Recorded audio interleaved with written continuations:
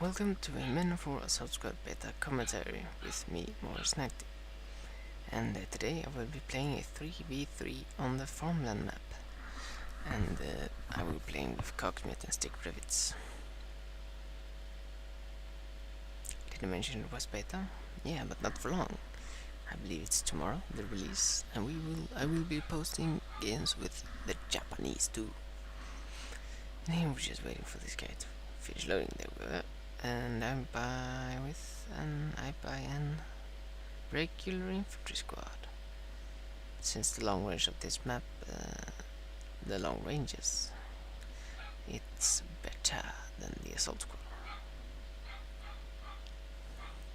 And here I split up my forces, as you could see. And the left I'm putting up sandbags, so that the guys can take cover behind them and not die as fast. And if the guy on the left chooses to attack me, my machine gun will run back in time, be able to support them in time before they all die, since they have that cover. And yeah, just building sandbags at this point.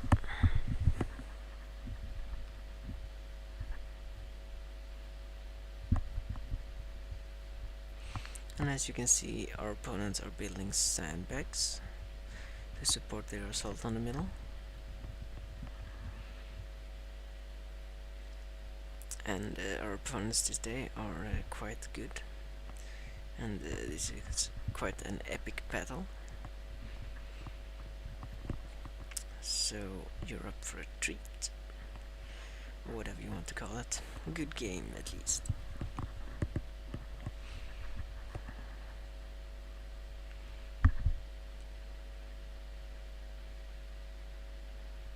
And now I'm going to direct control my MG to fire and hit stuff. And there's a Lux Panzerkampfwagen 2 Lux, which has the 20mm autocannon. 20mm autocannon. And I'm trying to occupy this building in order to perhaps take out the Lux if it drives forward, but my guy runs like an idiot and gets himself killed. Some more micromanagement that fails. And the Lux killed my guy. My one and only guy, and I forgot to cap my point. Bit newbie, but the game was a bit laggy, so I thought he had kept it already. And here we see some direct controlling me direct controlling a guy, tossing nades, chucking grenades as usual. Always a good idea. It's worth the extra time, since grenades are such valuable items. And the stick rivets blew up the Lux. It drove too far forward, and the infantry was not able to kill stick rivets guy. So yeah, keep your tanks behind your infantry, it's better, safer. I bought in T26 to support the center, and I took the time to tell Cogsmith, who's in the center, that I am bringing one in, so that he doesn't have to bring in a vehicle. He can save for something a bit heavier, which will be an IS-1 in the end, I believe. And yeah, I will not drive forward like his Lux. You should use your light vehicles like I will be doing right now. And now I'm trying to blast some sandbags, but that will prove inefficient, so I will kill something else instead. And there's me direct controlling my guys so they won't die from grenades. And here, as you see, I'm fairly well protected from any anti-tank guns and such. I'm using a lot of cover. I'm driving behind these rocks and actually harassing my enemy quite well. Getting a few kills perhaps, I don't know. We'll see. And by doing this, it's quite hard for the enemy to run forward and toss grenades, because I can always back up. And there you see Panzer 3 and it's a much better tank than mine. But I don't know if he has done it yet, but Ankan will bring in. Oh wait, there, he brought in a T-34. I believe he is. It is somewhere. But here I've changed to APCR in order to be able to have a standard chance to that Panzer III. And he kills 2 of my crewmen and hits the rock. So the rock has saved my life. It saved the tank, so taking cover with tanks is, well, good. And there they got a start, and there is gun. Now only Anka needs to frag steal and take out that Panzer III. But yeah, I wouldn't have been able to take out that Panzer III. Panzer III. There was his his T-34. And it hull destroys that Panzer III. You won't be able to see it in your screen. And here I'm moving up some guys in order to scout them. Find out what my enemy is doing.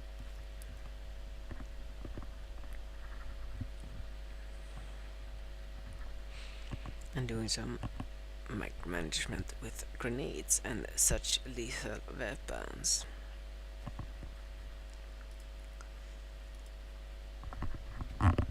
And yeah, my T-26 is still alive. And now I'm beginning to destroy buildings, destroy cover for the enemy. So they will have a harder time attacking.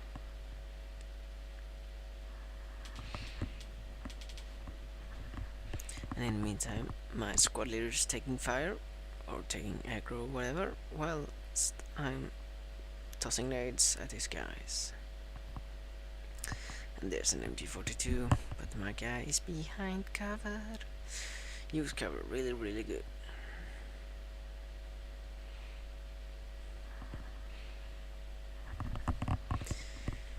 And here I'm being a bit more aggressive with my T-26.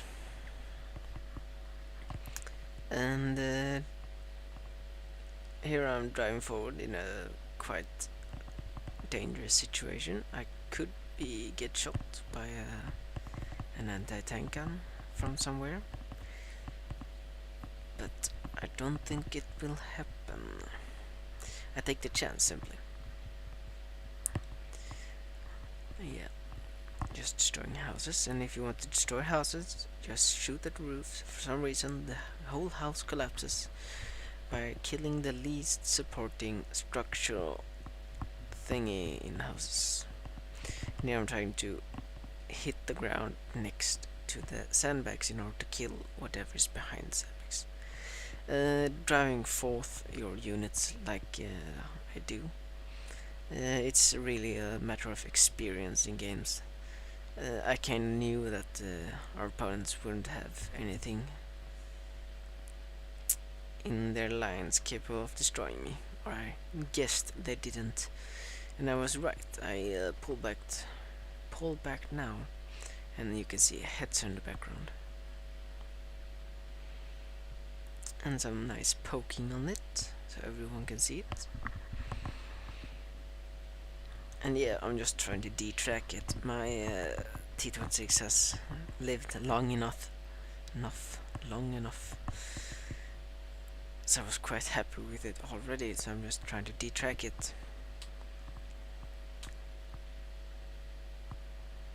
Yeah. And here is some snipers that I bought in. Yes, I bought in snipers just because our opponents are such good guys. Lots of annoying sounds I'm making with my mouth. Thop. Yeah. And now the Hetzer is shooting at Stigrevit's T-34 and his turret is damaged, as you can see. So he's wisely retreating, but he got his track in turn whilst his turret was damaged. That proved quite lucky. And there's an anti-tank gun in the back for you. Pack 41, I believe it is.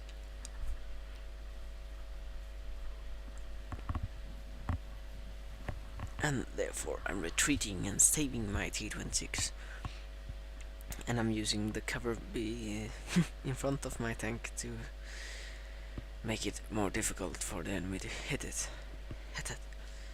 And here I'm trying to flank the Hetzer. Since it's detracked, it can't do very much.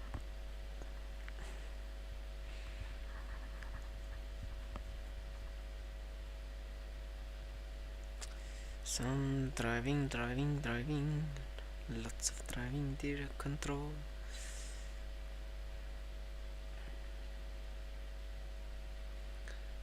Yeah, I almost run over Cocksmith's MG. And there the Hetzer is miraculously repaired, which I thought was way too quick, at least in my opinion. And since I'm such experienced guy in this game, and really didn't think it would be repaired that fast. And there it takes out Sticker Revit's tank, his T-34, and the poke on the right there was a 80 gun. And yet again I'm backing up in order for my T-26 to fight another day.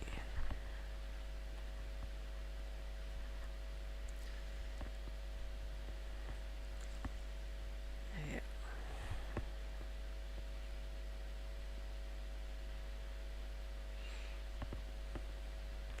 And just checking around my perimeter in case there is someone there. Getting a guy out on the flank so they won't sneak anyone behind my lines. That's a feature which has disappeared from Assault Squad due to the longer and effective range of units. In the vanilla mode world, there used to be guys behind your lines always. At least I put them there. So they took a heavy toll of enemy armor and forced a lot of rage quits. And what I recently took in was some red guards. And I will support the center with them.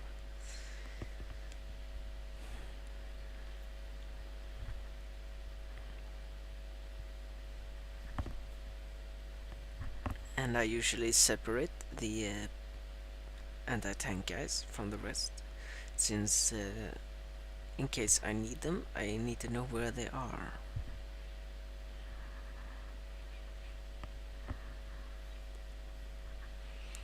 And this push, which I will be doing through those glass houses, will be supported by my T-26, since that's the only thing he's good for, supporting infantry. Yeah. And now I'm spreading out my guys in order to them not all, so that not all of them die from shrapnel from the glass house. And there you can see his Hetzer countering my T-26 move. And since I have my infantry close to my tank, I can run him in here safely, knowing that the red guard will kill everything that come in their path. And you see my opponent doing the same later in the game. And you should do too. Do not advance without infantry support. And here he's trying to get an angle on my T-26, but I keep moving him.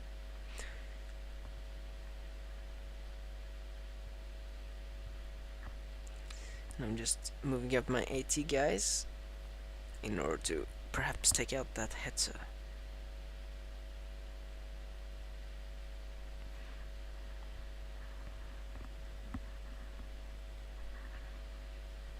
Calling him up so they will be as stealthy as possible, so he will know that they are there. And I tell them to hold their fire, and I clicked once on the Hetzer, I believe, for them to take up their anti-bazookas, let's call that, bazookas, and hold the fire so they won't switch back to rifles.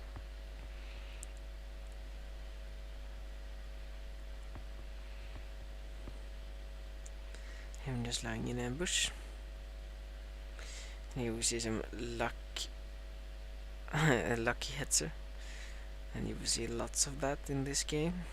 Not heads specifically, but yeah, it really should have penetrated there, but it didn't. So I'm very sad that it didn't. It should have.